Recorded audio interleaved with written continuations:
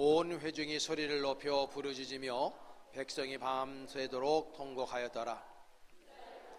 다 모세와 아론을 원망하며 온 회중이 그들에게 이르되 우리가 애굽 땅에서 죽었거나 이 광야에서 죽었으면 좋았을 것을 어찌하여 여호와가 우리를 그 땅으로 인도하여 칼에 쓰러지게 하려 하는가? 우리 처자가 사로잡히리니 애굽으로 돌아가는 것이 낫지 아니하랴. 이에 서로 말하되 우리가 한 지휘관을 세우고 애굽으로 돌아가자 하매 모세와 아론이 이스라엘 자손의 온 회중 앞에서 엎드른지라. 그 땅을 정탐한 자 중 눈의 아들 여호수아와 여분네의 아들 갈렙이 자기의 옷을 찢고 이스라엘 자손의 온 회중에게 말하여 이르되 우리가 두루다니며 정탐한 땅은 심히 아름다운 땅이라. 여호와께서 우리를 기뻐하시면 우리를 그 땅으로 인도하여 들이시고 그 땅을 우리에게 주시리라. 이는 과연 젖과 꿀이 흐르는 땅이니라. 다만 여호와를 거역하지는 말라. 또 그 땅 백성을 두려워하지 말라. 그들은 우리의 먹이라. 그들의 보호자는 그들에게서 떠났고 여호와는 우리와 함께 하시느니라. 그들을 두려워하지 말라 하나 온 회중이 그들을 돌로 치려 하는데 그때 여호와의 영광이 회막에서 이스라엘 모든 자손에게 나타나시니라. 아멘. 이것은 내 성경입니다. 성경은 내가 누구인지 무엇을 가졌는지 무엇을 할 수 있는지를 알려줍니다. 오늘 하나님의 말씀을 배웁니다. 이 시간 담대히 선포합니다. 내 마음은 깨어있고 내 심장은 열려 있습니다. 나는 변화될 것입니다. 나는 변화될 것입니다. 나는 변화될 것입니다. 예수님의 이름으로 기도합니다. 아멘. 네, 자리에 앉으시기 바랍니다. 네, 여러분 우리 가슴에 손 얹고 저 따라서 한번 하겠습니다. 하나님, 은혜 받을 사람 여기에 있습니다. 치유받을 사람 여기에 있습니다. 치료하시고 위로하여 주옵소서. 은혜 받게 하여 주옵소서. 예수님의 이름으로 기도했습니다. 할렐루야. 네, 우리 서로 인사 한번 하겠습니다. 참 잘 오셨습니다. 네, 오늘도 승리하셨습니다. 네, 오늘 창조적인 소수가 이긴다라고 하는 제목으로 잠깐 은혜 나누겠습니다. 인구 통계학 용어 중에서 중위 연령이라는 용어가 있습니다. 여러분 아십니까? 이 말은요, 그 우리나라 인구를 0세, 1세부터 이제 제일 오래 고령자까지 쭉 일렬로 세운다고 할 적에 만약에 인구가 100명이다 칩시다. 그러면 딱 50, 딱 중간 되는 나이를 중위 연령이다 그렇게 표현하는 거예요. 지금으로부터 30년 전 1994년이 되겠습니다. 그때 우리나라의 중위 연령이 몇 살인 줄 아세요? 너무 순진한 얼굴을 이렇게 쳐다보고 뭐 당연한 걸 왜 물으시냐. 28.8세입니다. 중위 연령이 그때 당시에 1993년도 딱 중간 나이가 28.8세였어요. 근데 이제 30년이 지나서 올해 2024년도에 우리나라 중위 연령이 46.1세예요. 그러니까 17살이나 늘어난 거예요. 그러니까 우리나라의 중간 나이가 46세쯤 되는 거예요. 28.8세에서. 그래도 지금 요즘에 유행하는 나이 계산법이 있습니다. 네, 여러분들 우리가 생리학적인 나는 몇 년도에 태어났으니까 난 몇 살이야 뭐 이런 거 있잖아요. 그렇게 요즘에 나이 따지지 않고 여러분들의 나이에서 17살을 빼기 하셔야 돼요. 저는 제가 올해로 57이거든요. 그래갖고 난 올해 딱 40이에요. 얼마나 감사한지 몰라요. 70대신 분은 53세. 그래서 실제적으로 보면 제가 초등학교, 중학교 때만 하더라도 우면동에 동네에 이제 놀러 나가잖아요. 그러면 이제 50 좀 넘으신 남녀 이렇게 만나면요, 어르신 식사하셨어요? 이랬어요. 이거 저만의 경험이 아닐 겁니다. 그래서 우리나라가 이제 환갑잔치 한 거예요. 환갑. 60갑자를 지나서 다시 산다. 그래서 환갑잔치인데 요즘에 환갑잔치 하는 분이 거의 없어요. 물론 또 요즘에 다시 이제 복고풍으로 돌아가서 왜 내가 60 됐는데 환갑잔치를 안 하냐, 그래서 하는 분들이 많아진다 그러긴 하더라고요. 어쨌든 간에 여러분이 선택하는 거지만 이 얘기를 말씀을 왜 드리냐 하면, 지금 우리들의 중위 연령이 그 정도고 17세를 빼기 한다면 그만큼 우리들의 연령의 길이가 훨씬 길어진 거예요.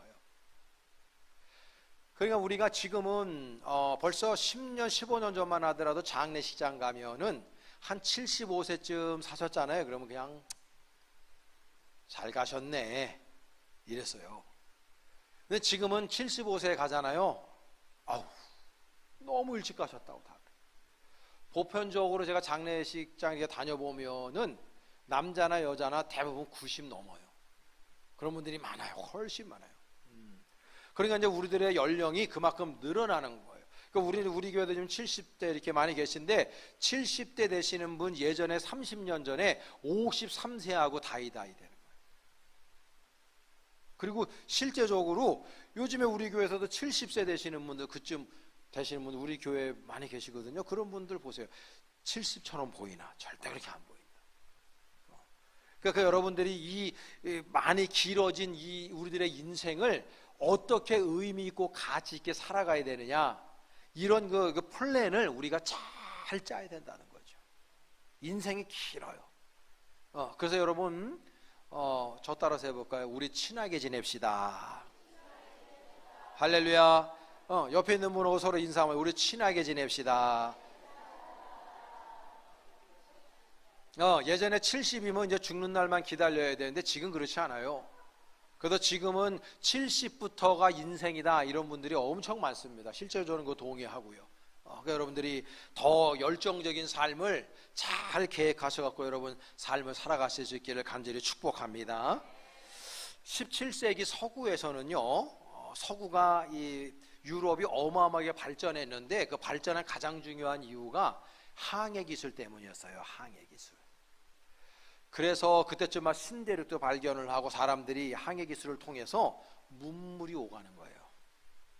그리고 이제 지배 국가와 피지배 국가가 생기고, 그러다가 18세기가 되면 우리가 잘 알고 있듯이 문해혁명, 그리고 산업혁명, 그래서 인문주의 내지는 휴머니티가 이제 막 성장하면서 막 기계화 되잖아요. 증기기관차 같은 거 발전하면서 어마어마한 부를 축적해요. 그래서 골드 러시들이 이루어진단 말이에요. 그러면서 이 서양의 문화가 전 세계의 문화를 압도적으로 리딩해 나갔습니다. 그러다 보니까 서양의 그때 당시에 뭐 헤겔이라든지 칸트라든지 그 유명한 사람들이 막 이제 나오기 시작하는 거고, 이 사람들이 서구 문명이 전 세계에서 최고의 문명이다, 이렇게 자긍심을 갖기 시작한 거예요. 그렇게 오만을 떨다가 1차 세계 전쟁이 일어납니다. 2차 세계 전쟁도 일어납니다. 이 세계 전쟁에서 사람들이 막 죽어가는데 이거는 고깃덩어리만도 못해요. 수많은 사람들이 죽어가는 이 모습들을 보면서 서구의 지식층들이 엄청난 쇼크에 빠집니다. 그래서 이 독일 사람인데 슈팽글러라고 하는 이 사람이 그 유명한 서구의 몰락이라고 하는 책을 써요. 이분이 전 세계의 문명을 보니까 8개의 지구의 위대한 문명이 있었는데 우리 서구 사람들이 건방을 떨었다는 거예요. 우리 서구 사람들이 오만을 떨었다는 거예요. 우리 문명은 절대로 망하지 않을 거다. 서구 문명은 날마다 번창할 것이다. 이러한 잘못된 관념을 가지고 있었다는 것을 발견을 하고 서구의 몰락이라고 하는 책을 쓴 거예요. 근데 이 서구의 몰락이라는 책을 읽고 충격을 받은 그 시대에 한 사람이 있었어요. 18세기 최고의 석학이라고 여겨진 영국 사람이, 여러분 다 아시는 사람입니다. 토인비라고 하는 사람이 있었어요. 이 사람은 기독교인이었고 기독교적 세계관을 가지고, 이 사람 역시도 뭐냐 하면 기독교적인 그런 그 바운더리 안에서, 그 뿌리 안에서 우리 기독교가 엄청나게 성장하고 리딩하는 이 서구의 문명이 전 세계에 가장 아름다운 꽃을 핀 문명이라고 이 사람도 확신을 가지고 있다가 1차 세계대전을 맞이하고 이런 서구의 몰락이라고 하는 책들을 읽으면서 이 토인비가 엄청난 쇼크를 받은 거예요. 그러면서 이분이 다시 한번 문명에 대해서 다시 연구를 시작했는데, 이분이 연구 시작한 때가 1934년부터 1961년까지 28년간을 연구해서 12부작으로 대작을 쓴 것이 그 유명한 역사 연구, Study of History라고 하는 엄청난 대작을 적어낸 거예요, 토인비가.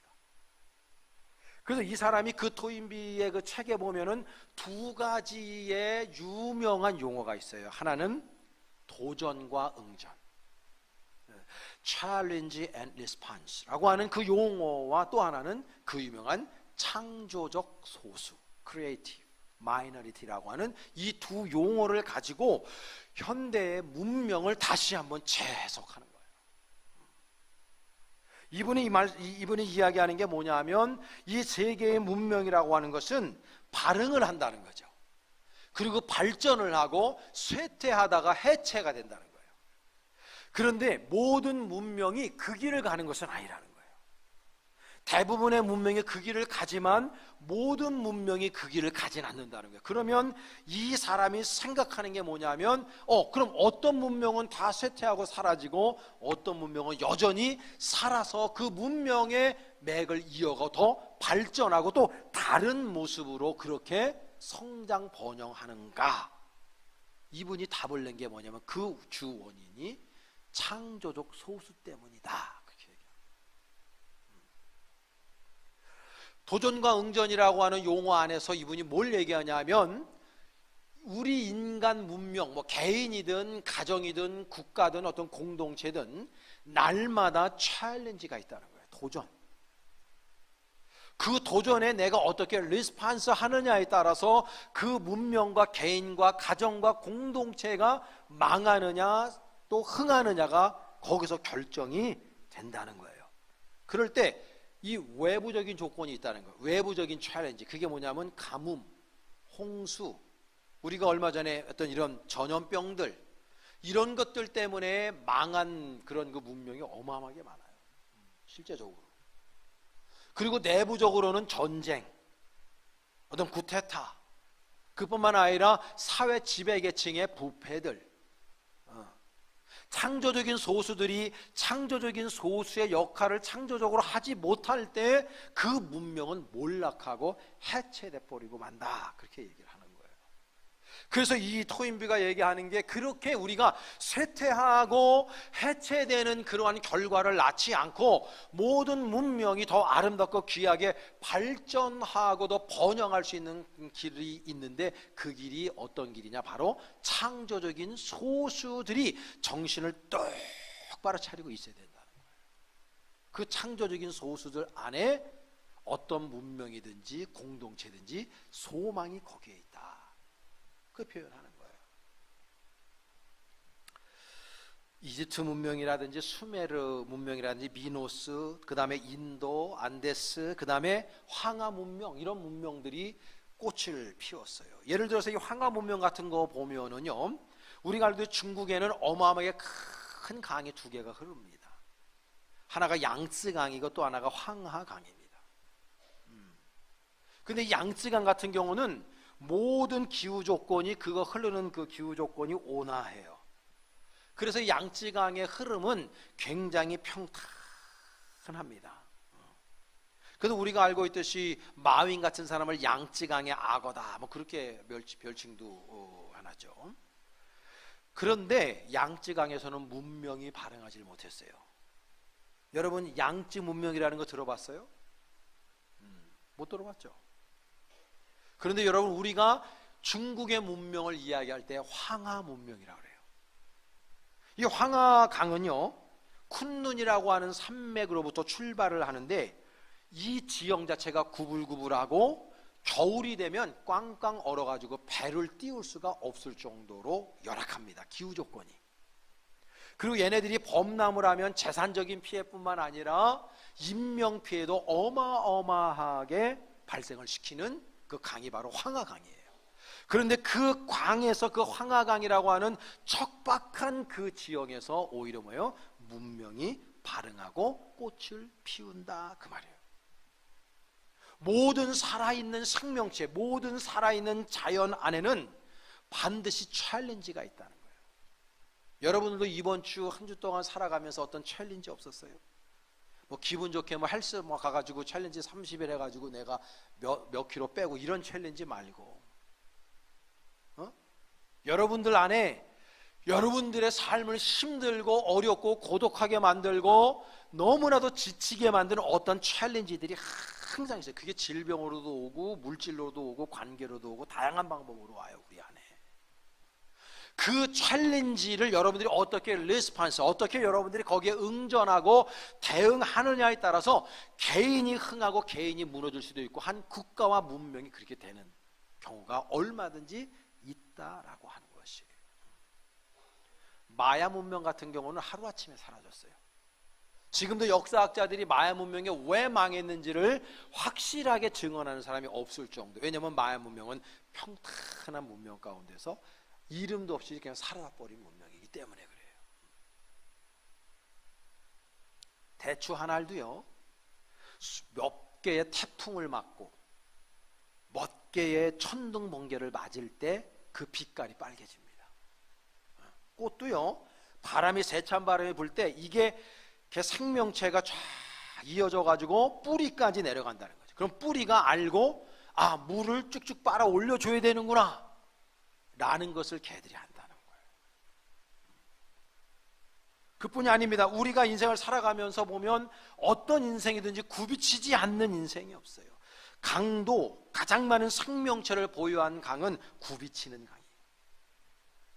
고난과 역경, 이것이 큰 민족을 이룰 수 있고 망하게 할 수도 있어요. 그 고난과 역경이라는 챌린지가 오히려 그것을 당하고 있는 사람이나 국가나 문명이나 어떤 공동체를 더 강하고 아름답고 향기롭게 만들 수 있는 마중물이 될 수 있다라고 하는 것이에요. 중요한 건 뭐냐? 그거를 내가 어떻게 맞대응하느냐, 나의 리스폰스가 어떤 것이냐에 따라서 우리의 인생이 완전 달라지는 거예요. 바이올린을 켜는 분들은 잘 알지만 캐나다의 로키 산맥에서 나오는 단풍나무로 명품 바이올린이 만들어집니다. 안토니오 스트라디바리라든지 아니면 파가니니라든지 이런 유명한 것들은요, 그 바이올린들이 다 그런 데서 나오는 거예요. 혹독한 환경을 이기면서 성장한 나무를 잘라서 바이올린을 만들 때 거기에서 나오는 그 음색은 다른 어떤 것과 비교할 수가 없는 거예요. 그러니까 문제는 바로 그런 역경과 도전이 올 때에 우리가 어떻게 거기에 응전하느냐, 여기에 창조적인 소수가 나오는 거예요. 저는 이걸 신앙적으로 좀 바꿔서 이야기하고 싶어요. 이 창조적인 소수, 난 이거를 하나님의 소수라고 바꿔 부르고 싶어요. 왜? 하나님은 창조적인 분이잖아요. 하나님이 온 우주 만물을 창조하셨고 저와 여러분 인류도 창조하신 분이기 때문이고 지금도 그분은 날마다 창조하시는 분이기 때문입니다. 그래서 하나님의 마음을 가진 사람들, 이게 창조적인 소수예요. 예수의 마음이 되어서 예수님의 손과 발로 하나님의 몸된 제단과 하나님의 나라를 위해서 헌신하고 섬기고 봉사하는 사람들이 바로 창조적인 소수라고 하는 것입니다.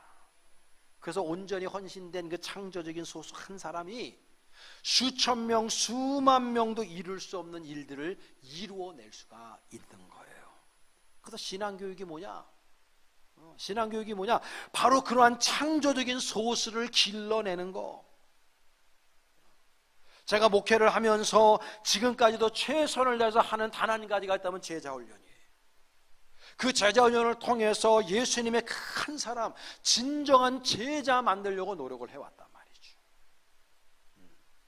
여러분, 지금 서구 유럽뿐만 아니라 미국이라든지 우리나라가 왜 교회가 자꾸 쇠퇴하고 이 기독교 문명이 자꾸만 사라지고 해체되는 그런 길을 가고 있습니까?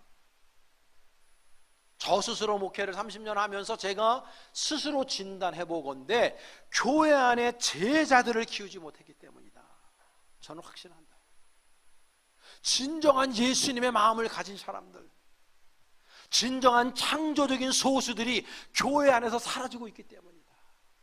진정한 신앙의 교육을 올곧게 펼치지 못했기 때문이다. 그저 이 강단에서 교인들이 듣기 좋은 소리만 하고 웃기는 소리만 하고 마음을 평안하게 만드는 설교에 점철된 그런 설교들을 강단에서 했고, 진정 동고동락하는 제자 훈련을 하지 못했기 때문이다. 저는 스스로 진단해요. 여러분, 이 모세가 이스라엘 백성들을 하나님의 명령 가운데에서 사명을 받고 가나안 땅으로 가기 위해서 출애굽시킵니다. 그리고 가네스 바네아라고 하는 이 지도를 펼쳐놓으면 그 사람 혓바닥처럼 생긴 데가 있어요. 그 가네스 바네아에서 이스라엘 가나안 땅을 정탐을 보내는데 12지파니까 12지파에서 차세대 리더들, 최고의 리더들 한 사람씩을 뽑아서 착취를 해요. 선출해가지고 12명의 최고의 그때 당시의 차세대 리더들을 가데스 바네아에서 적과 꿀이 흐르는 가나안 땅으로 정탐을 보낸다. 40일을 갔다 와요. 40일을. 근데 정탐을 보내고 가서 이 사람들이 와서 모든 사람들에게 보고 대회를 하는 장면을 오늘 우리가 읽은 거예요. 갔다 왔는데 여호수아와 갈렙은 하나님의 마음을 가진 창조적 소수였어요. 모세의 마음과 같은 말, 같은 마음, 같은 짓이 된 사람이었어요. 이 사람들에 의해서 하나님은 적과 꿀이 흐르는 가나안 땅으로 이스라엘을 이끄셨다는 걸 기억해야 돼요. 그 창조적인 소수, 그들을 통해서 역사를 일으키는 거야, 하나님은요. 예수님 보세요. 예수님은요, 이왕이면 예수님 제자 선택할 때 다다익선이라고 많은 게 좋아, 적은 게 좋아. 그러니까 여러분들이 머리 굴리지 말고 그냥 편안하게 대답하셔봐. 응? 제자가 많은 게 좋아요, 적은 게 좋아요? 많은 게 좋지. 그럼 예수님이 이 땅에 오셔가지고 이왕이면 한 120명 정도, 아니면 1200명 정도, 제자 선택하면 뭐 어디 덧나나? 꼭 어부만 또 선택해야 되나? 응? 뭐 여러 종류의 직업군이 있을 거 아니에요. 그때 당시에 조금 더 그때 유식한 또 돈 많이 버는 사람 비롯해가지고 또 대부분 이게 어부니까 그때 당시에 무식하잖아요. 난 놓고 기억 잘 모르잖아요. 예수님의 제자들은 대부분 글을 모르는 분들이었거든. 다양한 직업군을 선택해서 한 120명 정도 예수님 그냥 제자 끌고 다니면 되잖아. 근데 예수님은요 12명의 제자만 딱 선택해요. 창조적인 소수예요. 그냥 수많은 그런 많은 군중들, 그냥 우우하고 쫓아다니는 그런 군중들을 원하신 게 아니에요. 예수님은요 딱 창조적인 12명의 소수들을 데리고 이 세상의 역사를 바꿔버린 분이에요. 예수님께서 우리 요한복음을 기준으로 놓고 보면요, 요한복음 6장을 열 때에 오병이의 기적이 나와요. 이 오병이의 기적은 사복음서에 다 나오거든요. 근데 요한복음 6장에 이 말씀이 나오는데, 여러분 알다시피 어린아이가 예수님께서 말씀을 들판에서 전하실 때 물고기 2마리하고 그 다음에 빵 5개를 예수님께 갖다 드립니다. 자신의 점심 식사를 내어드린 거예요. 이거 절대 쉬운 거 아니에요. 예수님께서는 그걸 받아 드시고 하나님 앞에 축사 기도하시고 난 다음에 과학적으로 도저히 설명할 수 없는 방법으로 하나님께서는 오병이어의 기적을 일으켜요. 그래서 성경에 보면 장정만 5,000명을 먹였다고 그래서 장정은 20세에서 50세 사이 전쟁에 나가서 전쟁할 수 있는 사람을 장정이라 그래요. 그러니까 그 안에는 오병이어의 기적을 일으킨 그 자리 안에는 5,000명만 있었던 것이 아니에요. 실제적으로 오병이어 누가 갖다 줬다고? 어린아이가 갖다 줬단 말이에요. 거기에는 어린아이, 노인들, 여성들은 그 계수에 들어가지는 않았어요. 그러니까 보편적으로 보면 한 2만 명, 적어도 2만 명 가까이 되는 사람이 그 자리에 있었던 거예요. 그 오병이어의 기적을 일으켰을 때 수많은 사람들, 이미 예수님은 죽은 나사로도 살리셨고 가나의 혼인잔치에서 물을 포도주로 만드셨고, 안진뱅이를 일으키셨고, 문둥병을 고쳐주셨고, 이 장님을 고쳐주셨고, 귀머거리를 고쳐주셨고, 벙어리를 고쳐주셨어요. 수많은 질병을 고쳤을 뿐만 아니라 먹거리를 주셨단 말이에요. 그러니까 사람들이 벌떼처럼 몰리는 거예요. 그 상황 속에요, 예수님은 전혀 엉뚱하게 문맥에 맞지 않은 말씀을 준 거예요. 요한복음 6장 53절에 보면요, 이런 말씀이 있어요. 예수께서 이르시되 내가 진실로 진실로. 이 성경에 보면은, 복음서에 보면 예수님께서 하신 말씀에 보면 항상 진실로, 이게 두 번 연속으로 나오면 저게 헬라어로 아멘 아멘이거든요. 예수님께서 진짜 중요한 말씀 하실 때 항상 진실로 진실로 이렇게 반복하십니다. 중요한 말씀이라는 거예요. 저게 뭐라고 말씀하냐면, 너희에게 이르노니 인자의 살을, 인자는 자기 자신을 얘기해요. 예수님 당신을, 나의 살을 먹지 아니하고 나의 피를 마시지 아니하면 너희 속에 생명이 없느니라, 이렇게 말해요. 저 말씀을 예수님께서 문맥에 맞지 않게 오병이어의 기적을 일으켜서 다 사람들 엑사이팅 돼가지고 막, 와, 뭐 이런 역사가, 이런 기적이 있나, 막 난리가 났어요. 그러면 여느 사람 같으면 더 인기 끌려고 예수님이 더 엄청난 기적을 행사하시고 막 할 수 있었을 텐데도, 예수님은 그렇게 하지 아니하시고 가버나움에서 지금 말씀을 뭐라고 전하냐면, 내 살을 먹고 내 피를 먹지 않으면 너희 안에 생명이 없대, 영생이 없대. 갑자기 느닷없이 생뚱맞게 예수님의 말씀을 전하는 거예요. 그러니까 이 말씀을 들은 그 수많은 무리들이, 수많은 사람들이 듣고, 이건 내가 원하는 말씀이 아닌데, 이렇게 생각하는 거예요. 아니, 조금 전처럼 먹을 걸 주신다든지, 어떤 기적을 행사한다든지, 우리를 위로한다든지, 이런 말씀을 전해야 되는데, 딱 들어도 예수님께서 왜 이 말씀 하셨는지에 대해서 깊이 있게 깨닫지는 못한다 할지라도 마음이 거북해. 그러니까 청중들이 예수님을 다 떠나는 거예요. 예수님은 떠나는 사람들을 막지 않아요, 잡지 않아요. 그리고 예수님의 제자들만 남았을 때, 그 제자들에게 예수님이 굉장히 아픈 질문을 해요. 6장 67절에 너희도 가려느냐, 이 질문하신다고. 저게 예수님 입장에서는 굉장히 고독한 질문이고, 이 내상을 입은 질문이고 아픈 질문인 거예요. 너희도 가려느냐. 그러니까 베드로는, 이 사람 참 무식한 사람인데 결정적일 때 유식한 소리를 해요, 이거는요. 가이사랴 빌립보에서도 사람들이 날 누구를 하느냐, 세례 요한이라고 예레미야라고 선지자라고 합니다. 너희들은 날 누구라고 하느냐. 그러니까 다른 제자들 가만히 있는데 베드로가, 주는 그리스도시요 살아계신 하나님의 아들입니다, 주님 앞에 칭찬 엄청 듣거든. 가만히 있다가 베드로가 68절에 뭐라고 얘기했냐면, 시몬 베드로가 대답하되 주여, 영생의 말씀이 주님께, 당신께 있는데 우리가 누구한테 가오리까? 지금 이 고백은 뭐냐면, 우리는 어떠한 환경과 상황 속에서라도 주님을 배반하거나 떠나지 않겠습니다 라는 고백이에요.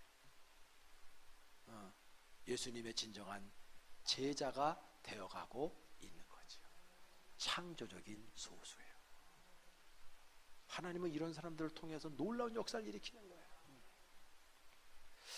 몇 년 전에 여러분들에게 몇 번 소개한 카일 아이들먼 목사님의 팬인가 제자인가, 굉장히 유명해서 우리나라에서 센세이션을 일으킨 그런 책이죠. 여러분 저거 읽으신 분들 계시겠지만 안 읽으신 분들은요, 제가 평신도 여러분들에게 강추하는 책이에요. 진짜 꼭 여러분 저 사서 읽어보시면은 좋으시고, 여러분 지난주에 제 책 사신 분들 꽤 계신데 사지만 말고 읽으셔야 됩니다. 책은 읽으라고 있는 거예요, 사라고 읽는 게 아니라 꼭 읽으시길 바랍니다. 인문학과 신학의 만남으로 신앙적으로 제가 썼으니까 여러분 도움이 많이 될 거예요. 꼭 읽으시고요. 이런 팬인가 제자인가 이런 책 반드시 여러분 사서 읽으셔야 돼요. 서고에 꼭 꽂아놔야 되는 책 중에 하나예요.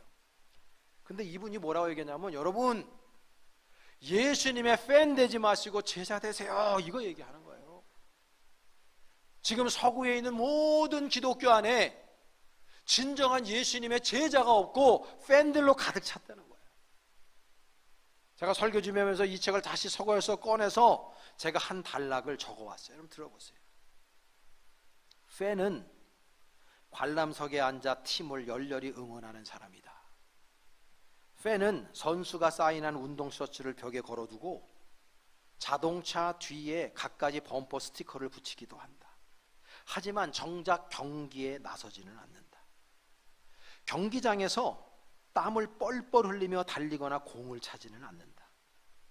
선수들에 관하여 알지 못하는 게 없지만 선수들을 직접 알지는 못한다. 고함을 지르며 응원하지만 경기를 위해 희생하지는 않는다. 게다가 응원하는 팀이 자꾸만 패하면 그렇게 좋아하던 마음도 조금씩 식어져 가고 심지어는 다른 팀으로 옮겨가기까지 한다. 팬은 어디까지나 팬이다. 이분이 이렇게 얘기했어요. 예수님께서 빵을 주시고 질병을 고쳐줄 때는 할렐루야, 하나님 너무 감사합니다, 주님을 성숙하고 찬양합니다, 주님이 최고예요, 은혜 엄청 받았습니다, 그리고 환호합니다. 그러다가 예수 그리스도 때문에 나한테 고난이 오거나 예수님 때문에 아니면 교회 때문에 나한테 좀 불리하고 손해가 되는 일이 있으면 주님을 배반해요. 팬입니다. 희생이 없어요. 팬입니다. 예수 믿으면서 값을 지불하지 않아요. 팬입니다. 신앙생활이 아닌 종교생활을 해요. 팬입니다. 하나님을 아는 사람이 아니라 하나님에 대해서 알아요. 예수님을 직접 경험한 게 아니라 예수님에 대해서 알아요. 성경 말씀을 내가 열정적으로 읽어서 아는 것이 아니라 성경 말씀에 대해서 알아요. 팬입니다. 예수님을 가슴과 마음이 아닌 교양적으로, 형식적으로, 그냥 지식적으로 알아요. 팬입니다. 주님은 이러한 다수를 통해서 세상의 역사를 바꾸질 않아요. 주님은 창조적인 소수, 헌신하는 소수, 주님의 마음을 닮아 있는 그 소수, 하나님의 손과 발이 되어져 있는 그 소수, 이런 사람들을 통해서 하나님은요 놀라운 역사를 날마다 일으켜 세우셨다는 거 우리 기억해야 돼요.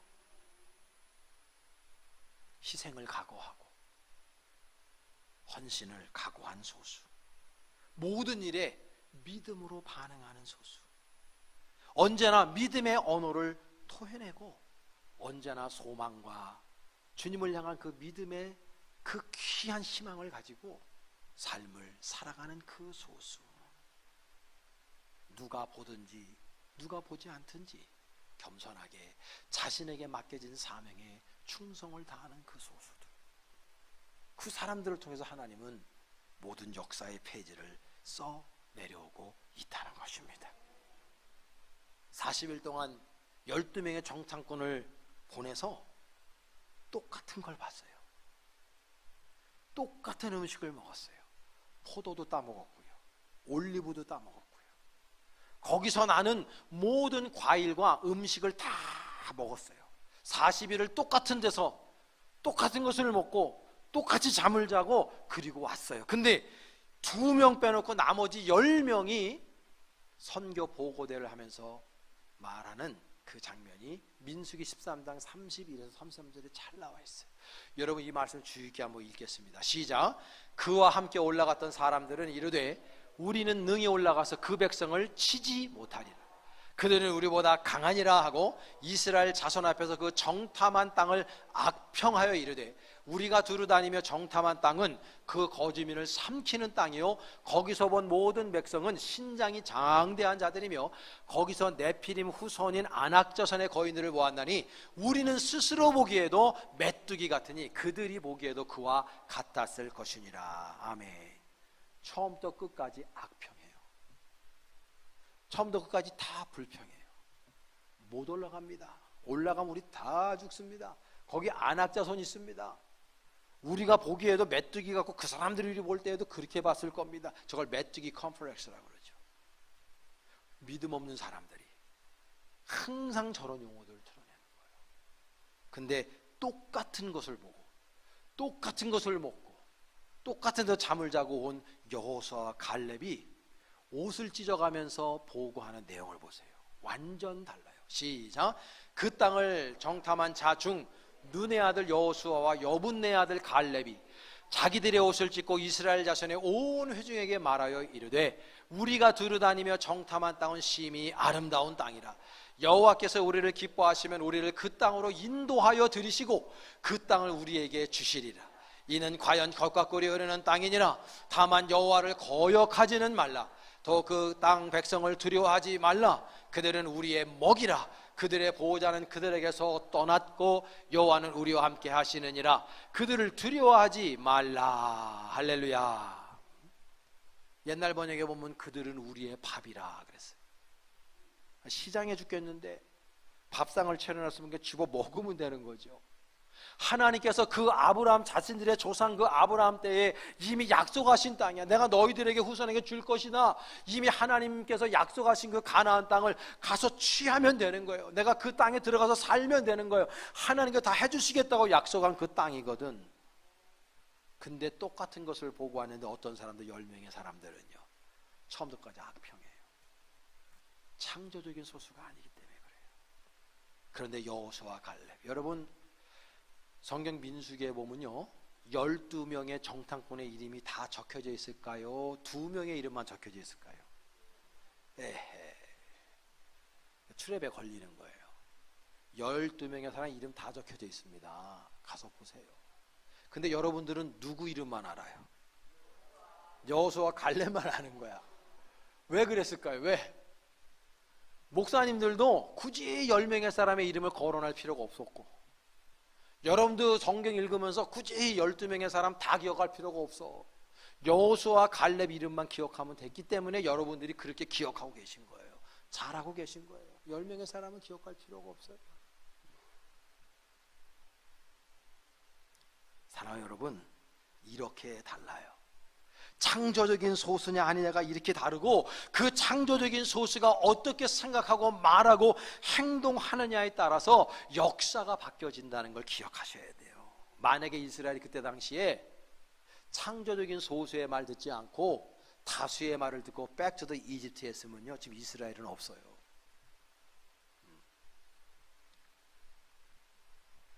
우리 교회가 지난주에 창립 70주년 행사를 은혜롭게 잘 마쳤습니다. 모든 영광 하나님께 올려드립니다. 그 가운데 48년의 역사 가운데 제가 함께 있었는데요, 그동안 우리 벌떼교회는 수많은 위기가 있었어요. 역경도 있었고요, 고난이 왜 없었겠어요? 아픔도 있었고. 그러나 그것보다도 훨씬 행복하고 즐겁고 감사한 일들이 훨씬 더 많았죠. 제가 우리 아버지 때부터 제가 목회할 때 보니까 교회를 구성하는 교인들 가운데서는 구경꾼들이 있어요. 교회가 어떻게 되나 보자, 그 구경해요. 절대 인사이드로 들어오지 않습니다. 여러 가지 이유가 있어요. 근데 인사이드로 들어오질 않아요. 어떤 분들은 불평꾼들도 있어요. 지금 이 10명의 사람들처럼 똑같은 것을 어떤 사람을 은혜 받는다고 그러고 있는데 어떤 사람은 은혜를 못 받아요. 그리고 불평해요. 제가 보편적으로 35분 정도 설교를 하는데 수많은 언어를 토해내잖아요. 근데 어떤 언어 하나에 딱 꽂혀가지고 그 언어 때문에 모든 설교 34.5초를 다 비평해버려요. 그런 분들이 있어요. 목사를 싫어하는 사람들. 지금도 우리 교회에 있어요. 한 명 정도 있어요. 한 명 정도. 옆에 있는 사람 물어봐요. 목사님 좋아요, 싫어요? 눈빛이 흔들리는 사람이 그 사람일 거예요. 아니, 저는요, 목회하면서 항상 내가 진짜 궁금한 게, 나는 평신도가 된 적이 없기 때문에 난 평신도의 마음을 알다가도 모를 게 있어요. 제가 지금까지 설교를 30년 동안 했잖아요. 세보지 못해도 얼마큼 많이인지 몰라. 근데 설교 지금은 저도 이게 A4 용지로 한 6장 정도 준비하거든요. 저는 목요일 날 글을 씁니다. 근데 여러분 생각해봐요. 여기에 제가 우리 도둑질 합시다. 최진입사 나랑 도둑질하자. 도둑질해. 여러분 교만하세요. 여러분 건방 떠세요. 여러분 그냥 여러분 원하는 대로 막 사세요. 제가 그동안 한마디나 그런 한 적이 있어요. 어떻게든지 여러분들의 신앙을 성장시켜서 예수님의 제자 만들려고 하는 그 일념 하나로, 또 여러분들을 어떻게든지 위로하고 격려하고 여러분들을 더 예수님의 아름다운 제자로, 주님의 자녀로 그렇게 살아가게 하려고 무던히 노력하면서 부족하지만 메시지를 맨날 증거하거든. 근데 간혹 가다 보면 시험에 들었대요. 목사님 말씀에. 아니, 내가 언제 시험에 들려고 그러기를 했어. 뭐라고 그랬어. 참 희한한 일. 근데 항상 그런 일들이 있어요. 목사를 비판하고 교회를 비판해요. 그리고 교회에서 하는 모든 프로그램에 굉장히 부정적인 프레임을 씌워가지고 섹트를 만들어요. 우리 교회에서는 섹트가 되질 않아요. 제자훈련 받는 사람도 많아갖고 우리 교회도 안 되는데 그런 교회들이 엄청 많아요. 이 섹트가 생겨요. 제가 그러는 거예요. 여러분 전화해가지고 야, 요즘에 목사님이 좀 이상한 것 같지 않아? 이런 분들하고 친하게 지내지 말라고.